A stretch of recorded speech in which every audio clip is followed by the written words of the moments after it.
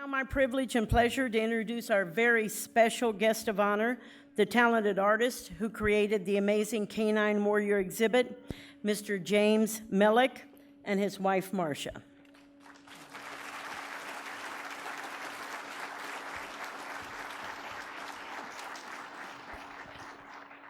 That's a hard act to follow, but I will attempt. Yes, I'm Jim Mellick, creator of the Wounded Warrior Dogs Project and the Canine War Stories.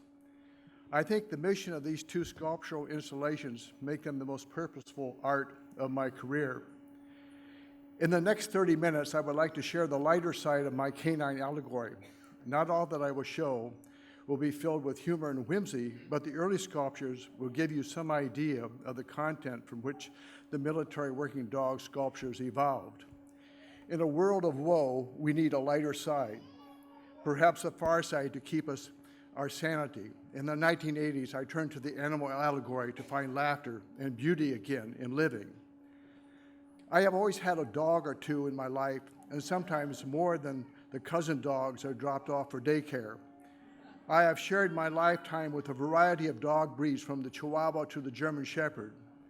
If I divide my lifetime by the 7 dog years, I've experienced the loss of 10 furry companions. They take a big chunk out of us when they die, but they put so much into us. Some people say that humans choose dogs that look like them. It's not so much that they look as it is their behavior. If you are a bad person, you will probably have a bad dog. When I talk to my dog, she hears blah, blah, blah, blah, blah, and blah, but there is more communication through the eyes. You may think you see the love in her eyes, but all the time she is wishing that you were a nicer person and would go to church or synagogue more often. As our best friend, dogs seem to be really good at keeping our secrets, both the good and the bad side of our behavior, but they have been watching, always watching. 40 years ago, I came to the realization that our pets had the goods on us and would sell our secrets for a cookie if they could talk.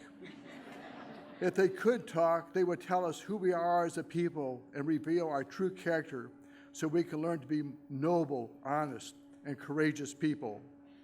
As an artist, I want to love through my eyes, but I don't always like what I see.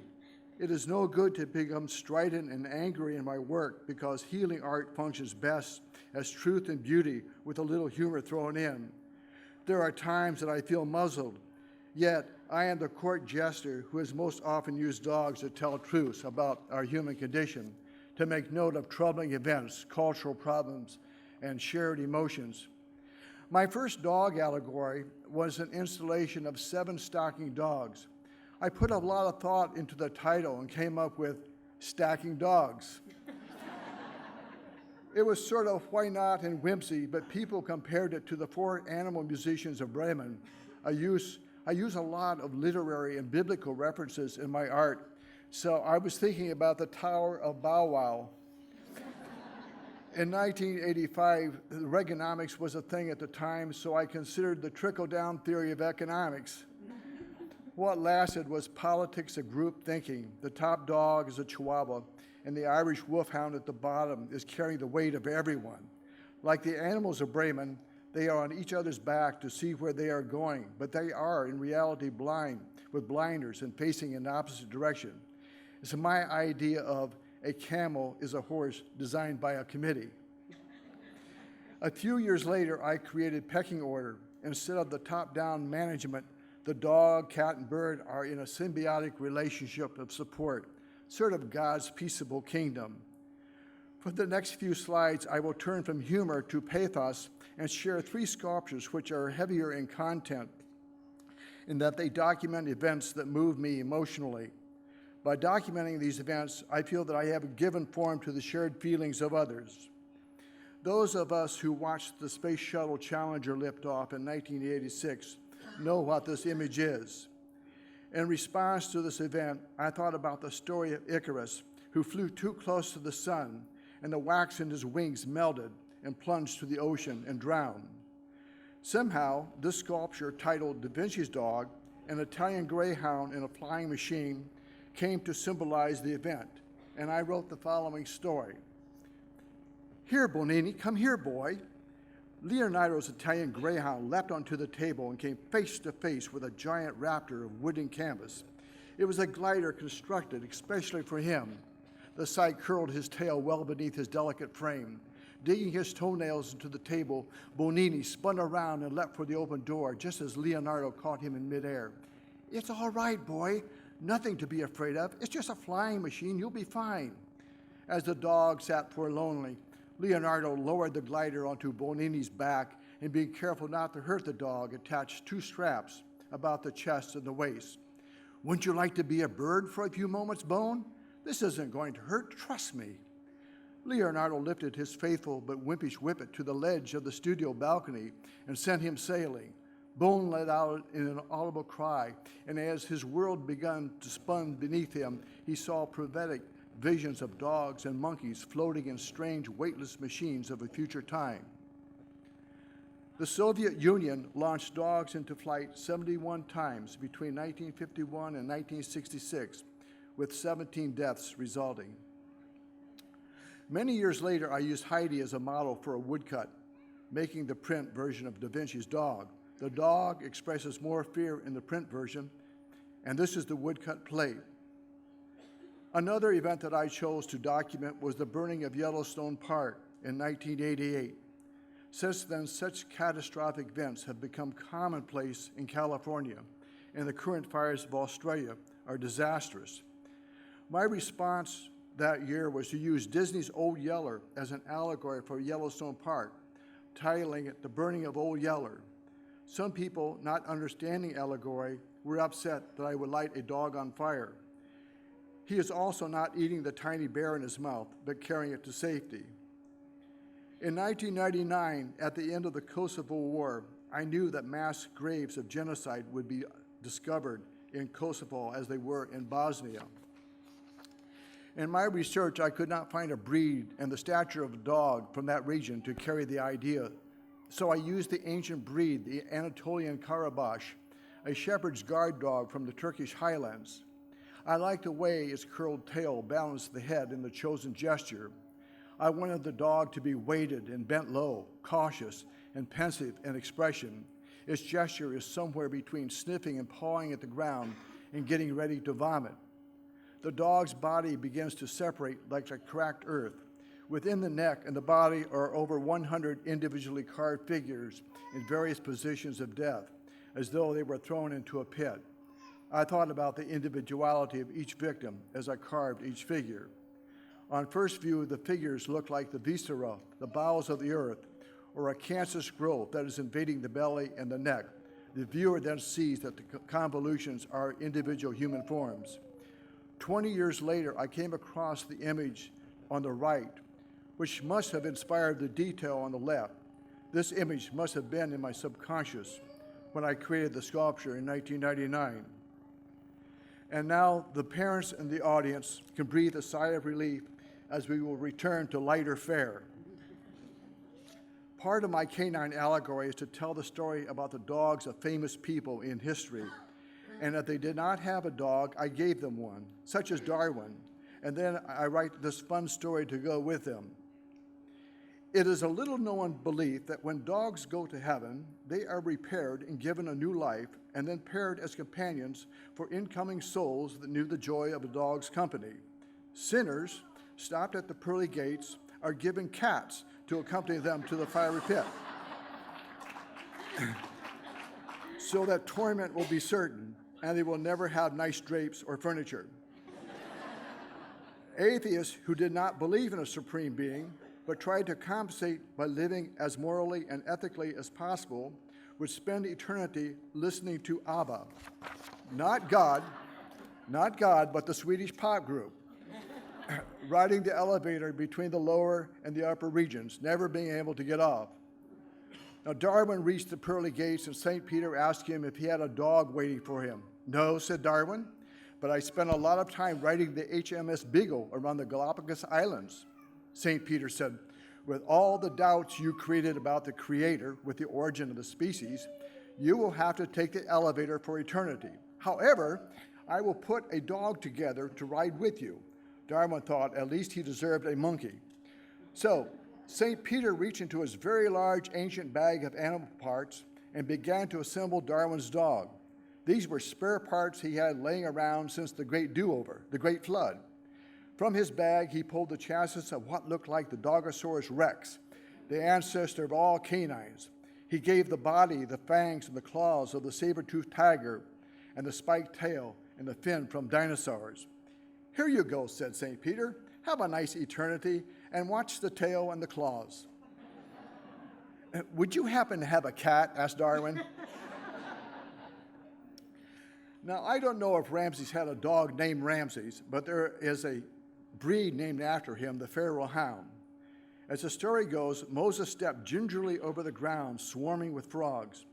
He was on his way to meeting Pharaoh, hastily called concerning this recent plague of frogs. Pharaoh's hound, Ramses, greeted him at the gate of the palace. Moses took a second look at the dog, who was indifferent to the several frogs on his back, riding him like jockeys on a racehorse. So Moses said to Pharaoh, "Now are you going to let my people go?" And Pharaoh says, "Hey, these frogs aren't so bad. I've developed a taste for frog legs."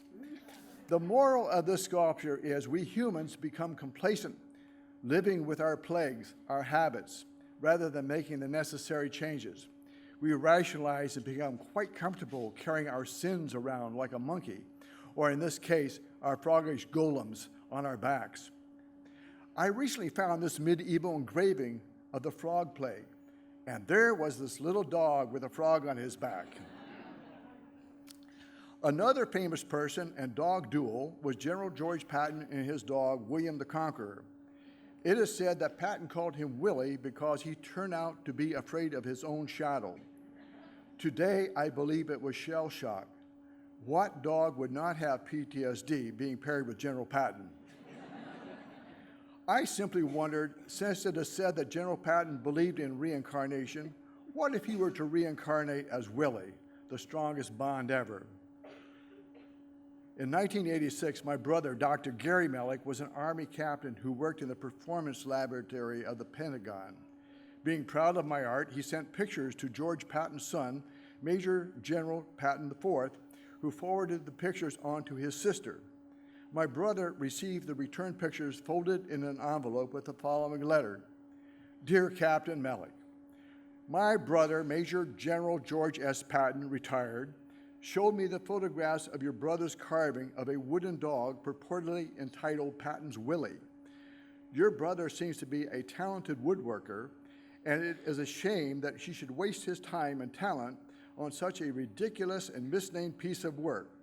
The sculpture has no resemblance to Willie in any way, shape, or form, and is also degrading to the dog and to our father, who never would have made such a travesty of an animal as to dress it up in toy pistols and imaginary insignia.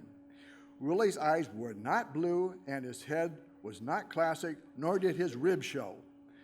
To me, the carving is altogether obscene. I am herewith returning the pictures.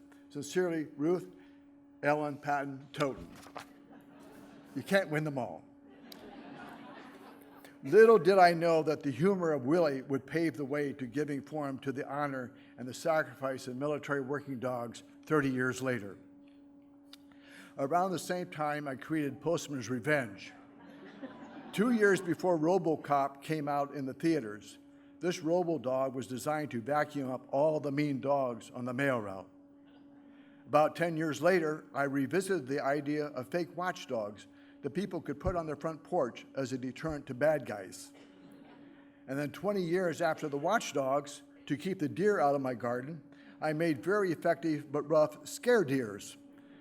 As a deterrent, they also scared off coyotes. Long before I met William Wegman in his New York studio, the Weimaraner breed was special to us. We were godparents to 3 litters of pups from our dogs Holly and Hamlet. We are happy that we kept a female from the last litter. At one time, we had 3 Weimaraners sharing our small house. All of our Weims were named with H names. Hamlet was the dad, Holly was the mom, and Heidi was the daughter.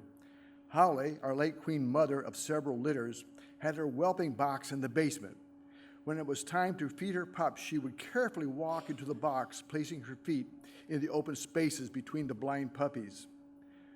Once she found an open spot to nurse, she would lay down and the babies would make a mad crawl for the back four of the most productive prime real estate of teats.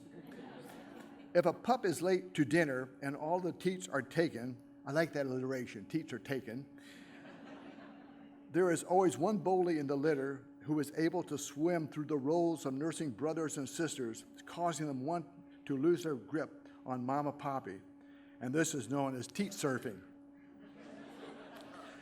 When startled by a noise or visitors coming down the stairs, Holly would stand quickly and these hard-fought gains would be lost.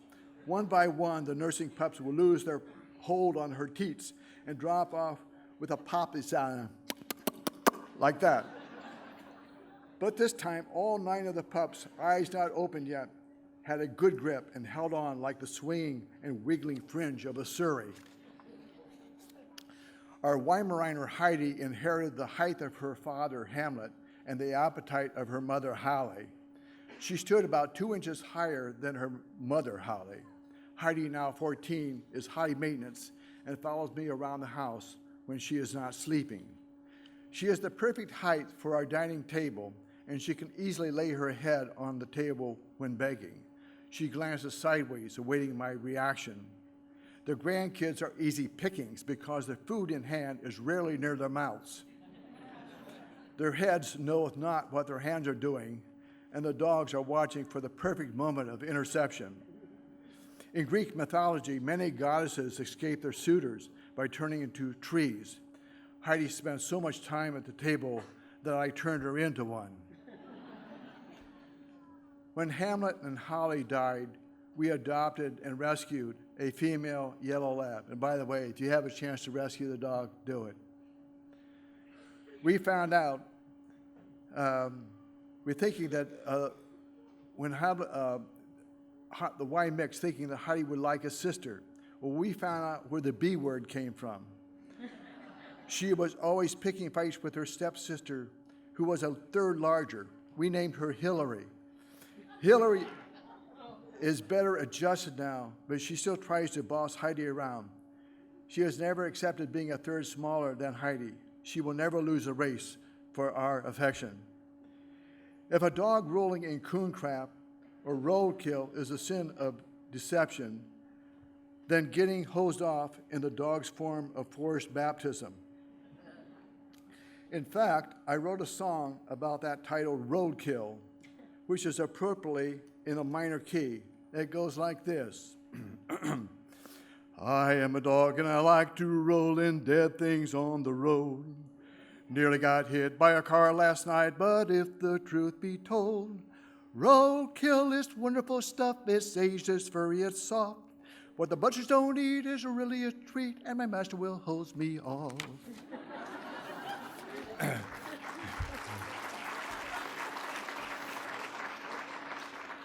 Master gave me a bath last night, wouldn't let me on his lap.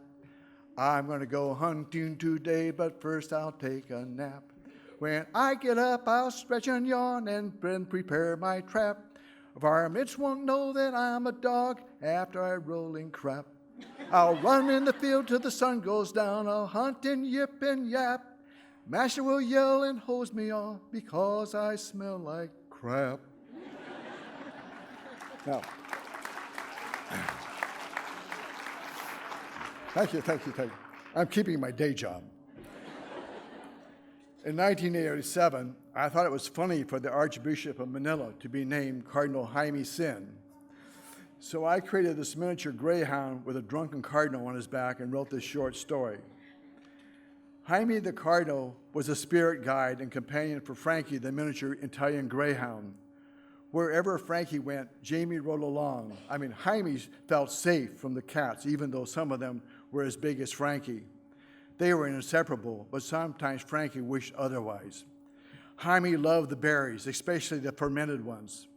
Their association was often strained when the cardinal ate too many transfigured berries and morphed into a backflipping public fool. His transgression was more of a nuisance rather than a mortal sin. Frankie always forgave Jaime once he sobered up. After all, both of them were guilty of a far more deadly sin, being a bad pun. Bird dog. For a moment, she froze in mid-pant and her tongue hanging out. She had not read the book and didn't know that she was an Irish setter, and setters sit or lay near their prey, and were taught that it was not nice to point. If this dog is low to the ground, she does not get caught in the net thrown for the birds. He's got to be around here somewhere, she thought. Just then a terrible quacking, the flapping of the wings erupted on her hindquarters. "What the Sam Hill are you doing?" quacked the duck. "I'm a wood duck, not a quail or a pheasant." "OMG, you are right. I am sorry," said the dog. LOL.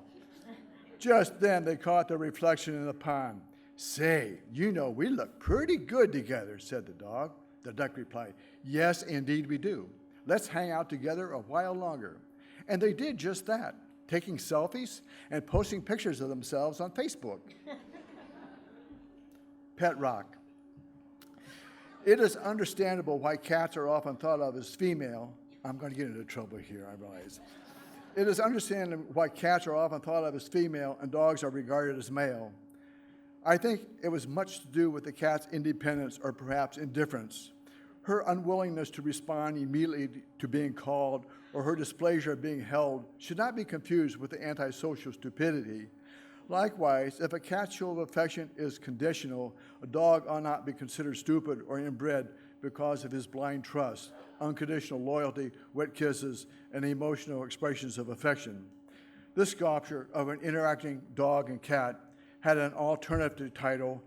Rex was having great fun, but Fluffy was not amused. This little French poodle with painted nails is titled Balls in a Box. Number 60, moving right along. Up on blocks, my idea of retirement. Sam and his daddy before him were moonshine runners, always one step ahead of revenuers. He knew every coon path in Hampshire County, West Virginia, like the back of his tattooed paw. In fact, the back rows of Hampshire County were tattooed on his paw, just in case he forgot where he was. He could still hear the clanking of mason jars filled with white lightning clanking around in his trunk. With every turn, he had lost a few flying over groundhog holes. About the time that booze became legal again, he got religion and decided to ride the straight and narrow. But he soon found himself racing the dirt tracks of county fairgrounds. When you get old, racing becomes more dangerous than leaving your turn signal on. So he decided to hang up the wheels and retire. But now he sits in the backyard with his mind running in circles. Race horses get put out to stud, he thought. All I'm left with are a cool pair of shades. Paying homage to Gary Larson? Self-explanatory. Relates to the next one. Get out of here. I see you've sunk to drinking your fill at the toilet. You are getting ready to run with a pee-happy crowd from the other side of the tracks. They are a bad bunch. None of them have respect for where the grass ends and the flower beds begin. When you all get together, you circle up like a bunch of congressmen, sniffing each other's butts. In a ritual spiral, you sniff round and round, looking for someone to take off in the right direction and with the right stuff. Dogs, over the years, you've defined and reduced me to a single dimension. I'm the dog man, the man who sculpts dogs. Rouault spoke through his paintings of Christ, clowns, and prostitutes. Monet had his haystacks and the lily ponds. I have my dogs. For every idea that I have swimming above my head, there is doubt. It is hard to separate the mutts from the show dogs, the ideas with balls and those without. Maybe it is time to turn you loose. Go on, get out of here. And not related, we have the dog head characters. We have Bruno the fishing dog, the clown, and now to the ghost dogs. Have you ever thought you heard your dog's tags even when he was no longer with you? Maybe you caught a glimpse of him out of the corner of your eye. In the 90s, I created a series of ghost dogs whose backside and front ends were designed to hang on opposite sides of a shared wall. It was not until I received an email from Mitt and Ann Romney in 2012 that I learned that they had purchased this ghost dog in 1995 when he was in New York, before he was the governor of Massachusetts. He told me that he had it hanging in his cabin So I did a Google search for Mitt Romney's cabin. If you look closely, you can see the back end of my ghost dog hanging in his Utah cabin. Here are a couple sketches that I've done. I have not turned these into sculpture. One is the intellectual with a pointy head, and the little dog that jumped out of Paris Hilton's purse is called the dog that ate Paris Hilton. And wrapping up, this is a carving of a golden retriever named Bingo. Such private commissions provide income since the dogs of the Wounded Warrior Dogs project and the Canine Warriors are not for sale individually. This sculpture, Shore Dog, memorializes 4 dogs that enjoyed staying at a cottage on Lake Mission every summer. A Big Mac, an English Labrador frequently pestered by a mockingbird, lives on in this sculpture in Southern California. And finally, this is literally the end. Thank you very much.